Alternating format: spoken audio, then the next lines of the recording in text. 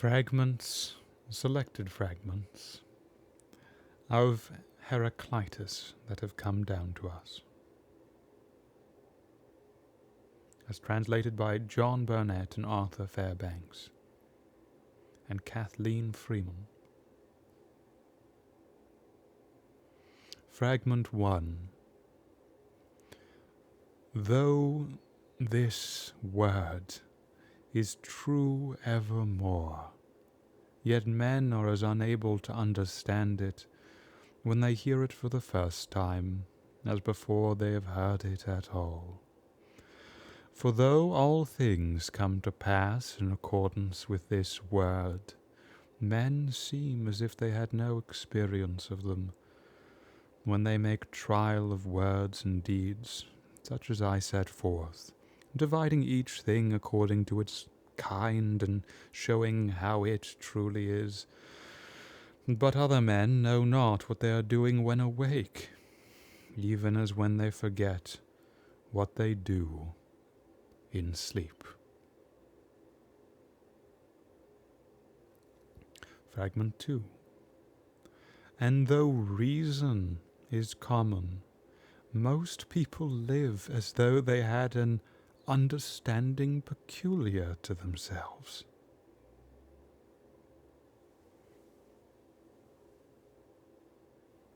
Fragment 3.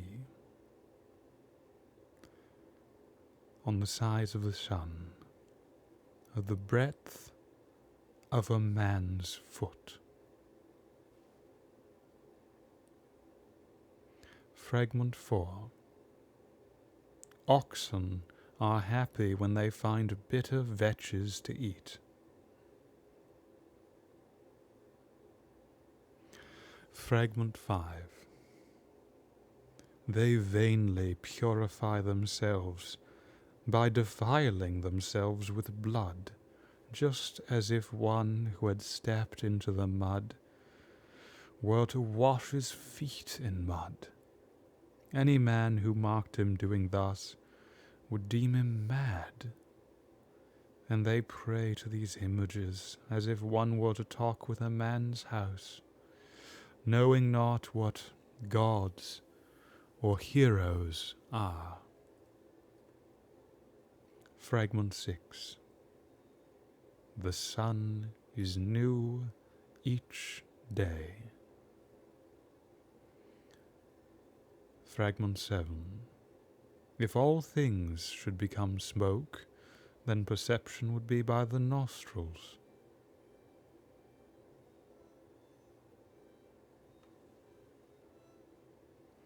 Fragment 8. Opposition unites. From what draws apart results the most beautiful harmony. All things take place by strife. Fragment 9. Asses would rather have refuse than gold.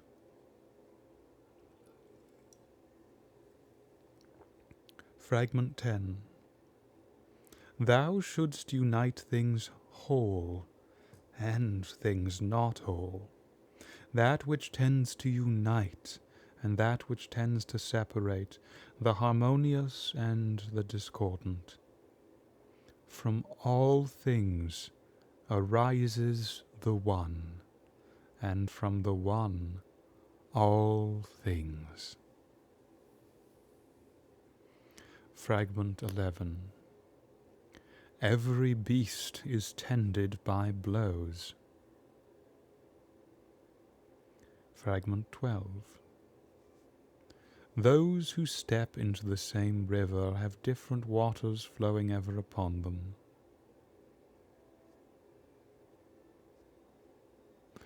Souls also are vaporized from what is wet. Fragment 13. Do not revel in mud.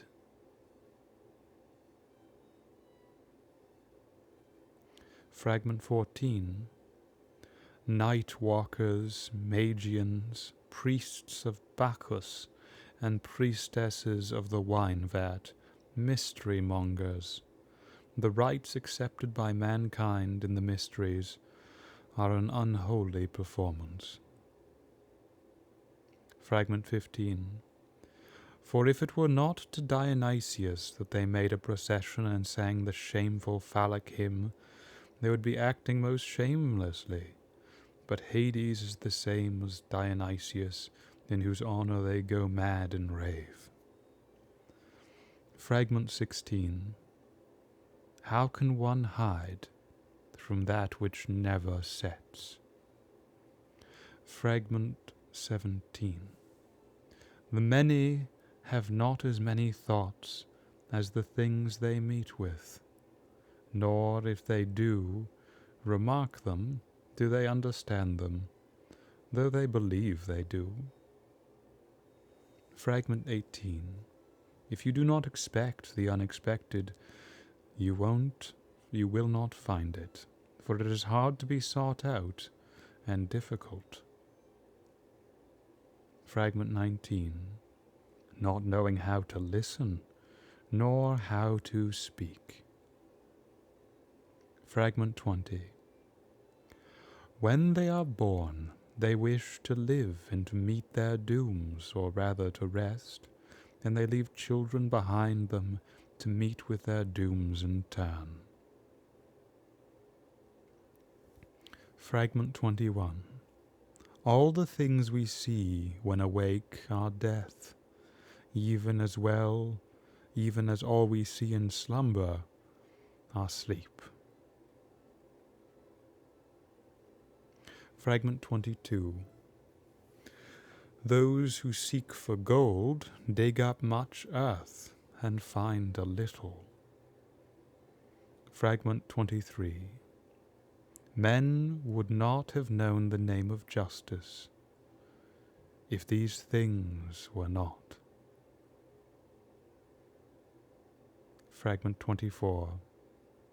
Gods and men honor those slain in war. Fragment 25. Greater deaths gain greater portions. Fragment 26. Man kindles a light for himself in the night time, but he has died, but is alive. The sleeper whose vision has been put out lights up from the dead. He that is awake lights up from the sleeping. Fragment 27. There await men after they are dead things which they do not expect or imagine. Fragment 28. The most esteemed of those in estimation knows how to be on his guard, yet truly justice shall overtake forgers of lies and witnesses to them. Fragment 29.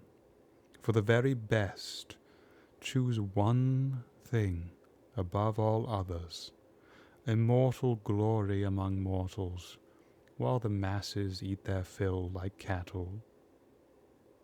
Fragment 30.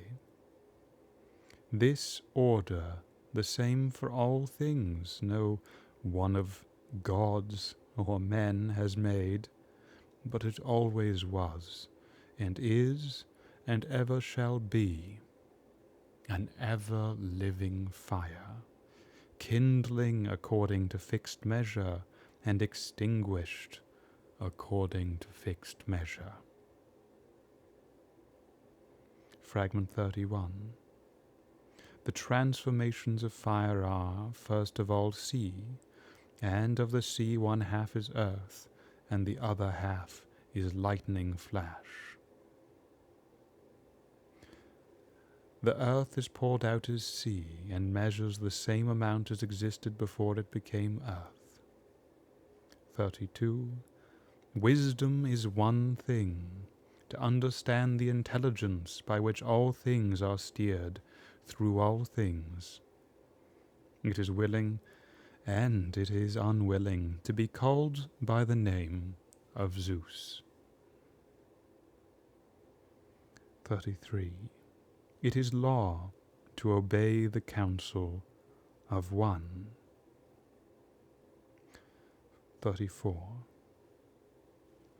Those who hear without the power to understand are like deaf men. The proverb holds true of them. Present, they are absent. 35. Men that love wisdom must be acquainted with very many things indeed.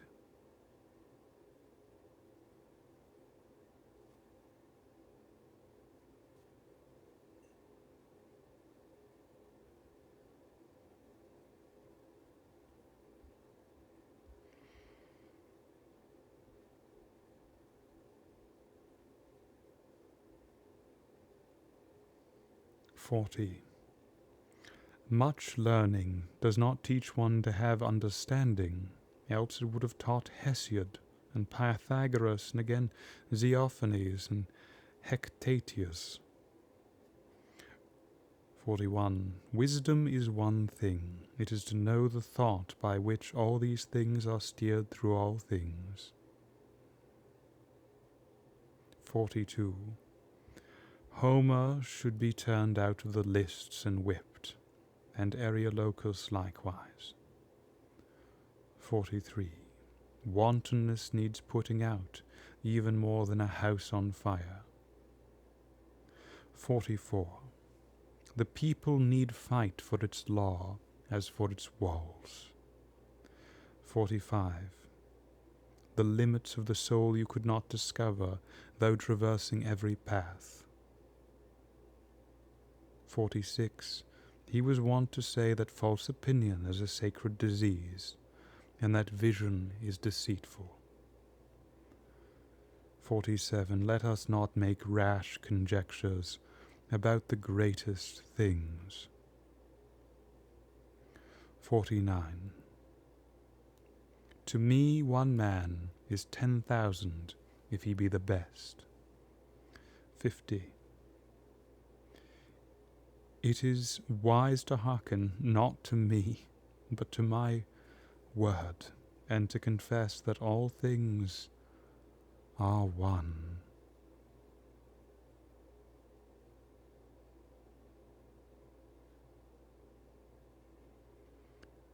51.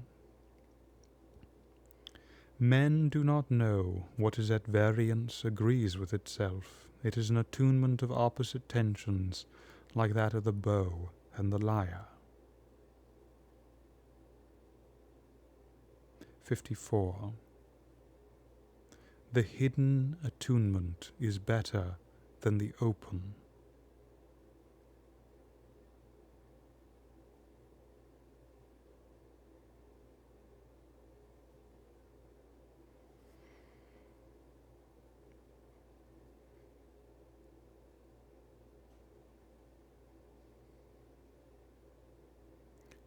64.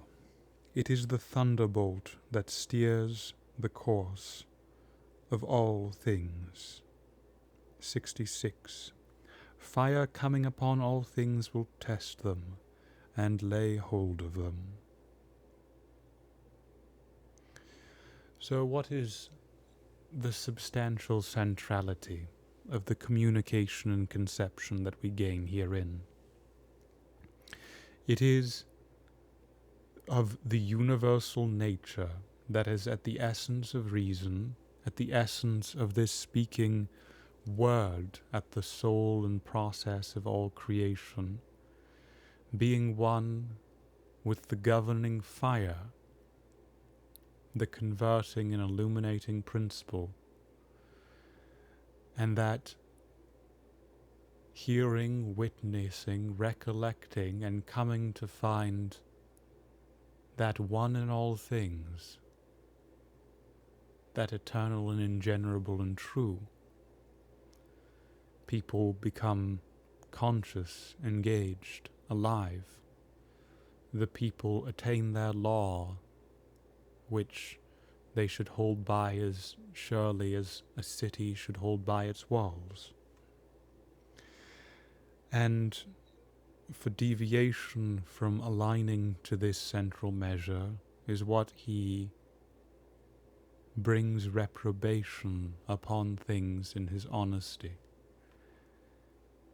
So, in a later passage, he said no one has studied as much as Pythagoras, but Pythagoras held wisdom to himself and held it in a formal, distant way that didn't allow what should be common to be common. Homer added too much glory to things intrinsically undivine.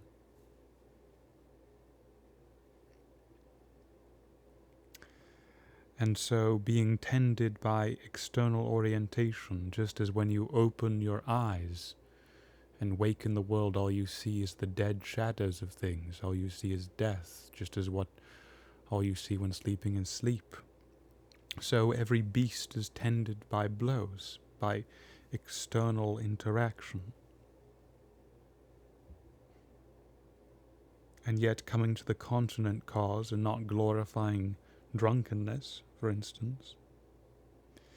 But of all this, which beyond doubt we can say was the center and stock and source of his expressions and communications, which are not alienated or distinct from that of a Parmenides, a Diotima, and certainly not at all differentiated or distinct from those that we'll find in a Bharadwaj, or a Parashara, or a Gritsamad.